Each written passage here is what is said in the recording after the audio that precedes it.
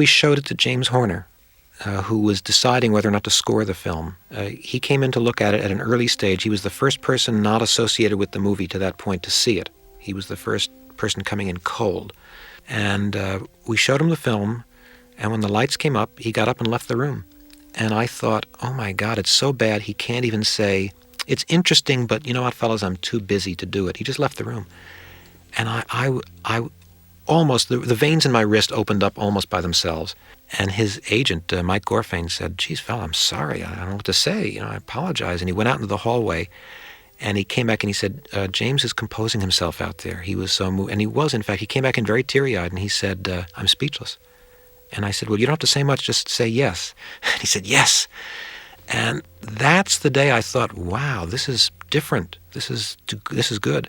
I knew nothing about baseball. You once asked me if I was a baseball fan, and I think I may have lied to get the movie and said, oh, yeah, love it. 50-yard line. It was interesting. We did a temporary score, just cutting music from other sources into the film just to see how it played with music. And the studio saw the movie, and they liked the movie very much, but they said, boy, that temporary score is terrible. Get rid of that. And they said, who's going to score the film? I said, well, I'm hoping James Horner will. And they said, oh, good, he'll do like big orchestra things. He'll make it fine. So I remember when I showed you the film, you said how much you loved the temporary score, and I said, I did too. And you said, but I heard the studio hated it. I said, yeah, and you said, don't worry, we'll do this. Yeah, I had just done Feifel. What was that? American Tail. American Tail, and the studio was very infatuated with that big orchestra stuff, which was, of course, not appropriate for Field of Dreams, but they don't know that. Right. And so they just said, that sounded great, do that for this. Right. And what I thought the Temp Score, your Temp Score did, was so quiet and sort of ghostly that I thought big orchestra was the last thing I'd ever attempt to put into Field of Dreams. But I remember we went around about it for about a month and a half, and through previews, and every time I saw one of the top studio guys at some film I had done at Universal, they would say, how's Field of Dreams going? We're going to get a big orchestra, right? And that's, I remember those things. Well, yeah. What you did, though, was interesting. You took the sort of atmospheric quality of the Temp Score, but you put a melody to it, so that it still had that moodiness, yeah, but it wasn't as abstract as the Temp Score. No, it was just more focused.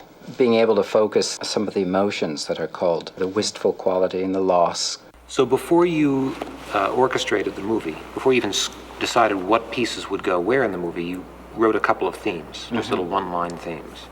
The first thing I played you was sort of the call. It was like the sort of a timeless call theme. I wanted to set the stage that something was going to happen. Right.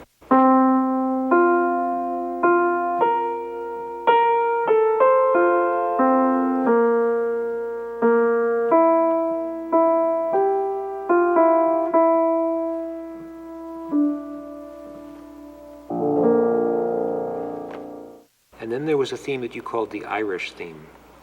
That was your shorthand reference to it. Oh, yeah, right. I guess that theme was most closely allied with Kevin Costner's character. When he talks about his father. His father, right.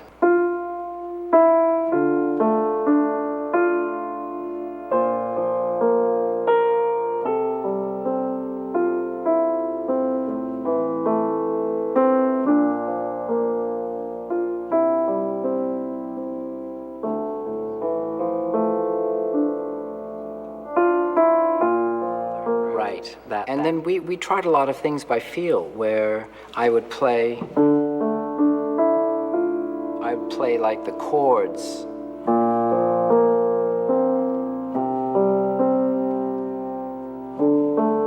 And then we'd try.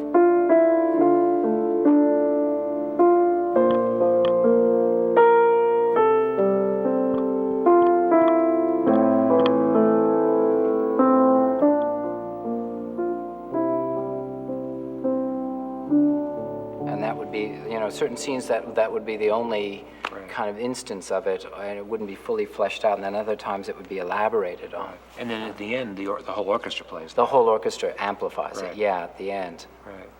And then there was another one, it's in the scene when Kevin and James Earl are driving back at night in the van. It's sort of reminiscent of that one, actually, a little bit. I think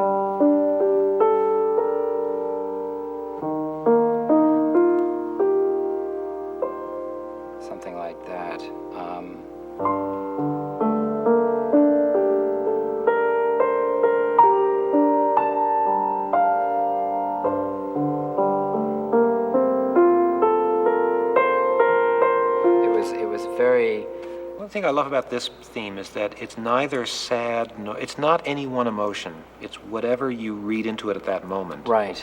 And I think that worked really well for the scene because it doesn't tell the audience what to think. It allows them to bring their own emotions to it. By taking just a couple of themes and laying them in different ways with different sounds around them all through the movie, by the time we got to where the orchestra comes in, we were so familiar with those themes that even though they've been presented in a kind of a more atmospheric way than normal, we really felt the musical themes of the movie, and then all of them come together at the orchestra in the end. It was very powerful. Yeah. I was looking also for a sound of an orchestra without it being an orchestra, and I ended up scoring it, 2/3 of it, for a small group of synthesizer players where I pretty much had them program everything for me. Ian Underwood and Ralph Grierson are two of the top keyboard players and electronic programmers and players in the studio music world. And we would combine synthesizers, and then I would sort of play the lines in, play each part in one by one. It's a lot like painting in that only so much is arranged beforehand. James would just play on the piano to the picture the rough outline of what that scene would sound like. Say, yeah, it's nice. And then he would turn to one of his synth players and say, give me that glass harmonica sound over here. And then the two panpipe players were saying, do you want a little airy thing over here? And he would just move things around and add a color, then take something else out. And it was fascinating to see this come together like that. And it was a rare opportunity for a director to actually participate in the scoring process. It's interesting. Well, the first time you talked to me about what instruments you were going to use, I remember you said, I hear glass harp and primitive Bolivian instruments and some synthesizers. And that was the first I had heard of what direction was going, and I had no idea what that would sound like. And I got a phone call. You got a phone call. I got the phone call saying, I didn't take mine. I got a phone call, you but were I more didn't take it. experienced than I was. I was still new at this. They said, do you know what he's doing? He's flying in some flute player from England. It's costing us, I don't know, however much money. And I said, no, you got it all wrong. It's not one, it's two. It's not that much money, it's twice as much. And it's not flute, it's panpipes. And that seemed to assuage them for some reason. But they were actually, I remember you said there were only two people that you knew who could do this particular thing. And they're both classically trained musicians. Yeah, the panpipes have such an airy quality. Depending on how they're played, I mean, they could sound electronic or not. But it is like manipulated air. It's a sound you can't quite... It was the cornfields at the beginning that I really thought would be great. Something that would give the feeling of the wind blowing, but that was somehow manipulated by music. And what these guys, Tony and Mike were able to do a lot is make sounds that weren't actual notes per se on a scale, but that they did feel like just air being manipulated. And I think there's probably a lot of people who, when they hear it, don't realize those are panpipes being played. Yeah, they were textures. They would play one or two notes between them, maybe 3 notes total, and they'd flutter tongue, which is... But when you play it on bass panpipes that are this big, and the tones sort of, you can't tell what the tones are, when it's so much air being blown through these big tubes, it just makes this great rustling sound. It gives it a quality that, you know, is not musical, which is the last thing I wanted, but is in a way musical.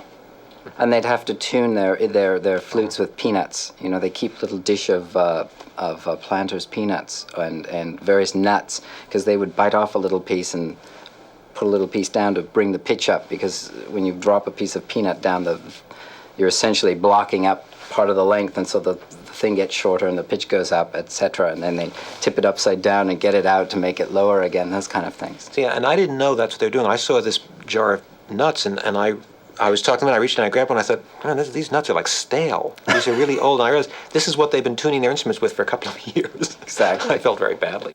For the whole painting process, you hadn't written anything out, had you? No, it was all in my head. It would have been a disaster if something had happened to me.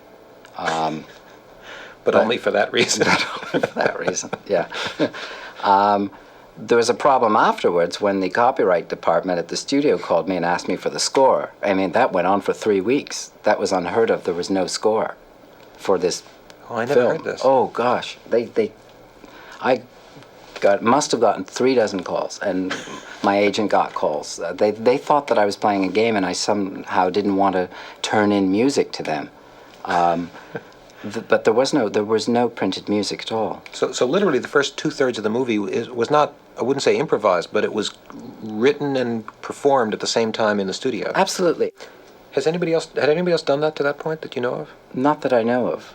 I don't think most people dare do that. It sounds crazy, but to get that kind of freedom and get that kind of fluidity in the music, you can't do it writing all the notes down. You have to kind of be right on top of it so that you know how it's all going to work out, but you have to be fluid enough that things will change. Mm-hmm. That actually is very much like screenwriting. You sit down, you're working on a scene, you have an idea of what the shape of it's going to be, and you get a sense of kind of the smell of it or the taste of it. Exactly. But you don't know exactly what the words are, but you get excited at the idea. There's some concept forming in your head that you know is going to get you where you want to go.